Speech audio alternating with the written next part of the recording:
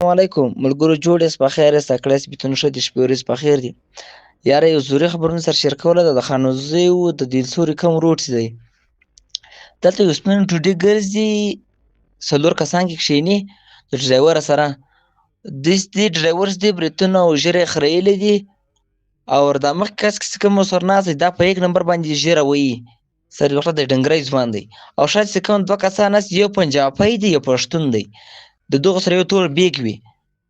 نو چې مسلمان روان وي دوی موټر ته ودرېږي چې چیرې ځې، هغه لاس ورکړي، دوی ورته ووایي چې چیرې ځې، دوی هغه خپل ځای ورښیي، یا تر کاڼه پورې ځم یا تر فلانکي ځای پورې ځم، ته یې راواخلي موټر کې یې کښېنوي.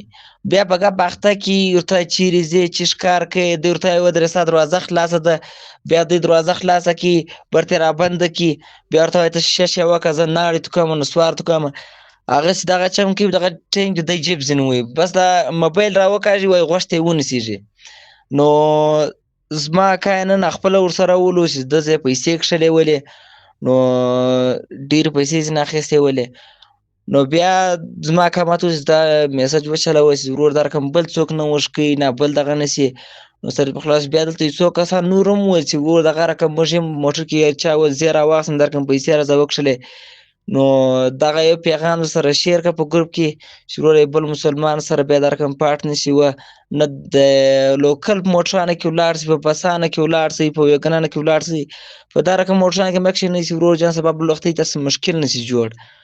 نو برای مهرباني کوشش وکړئ چې د لوکل کې ولاړ شئ یا په موټرانو کې ولاړ شئ، سر په خلاص کرایې والا.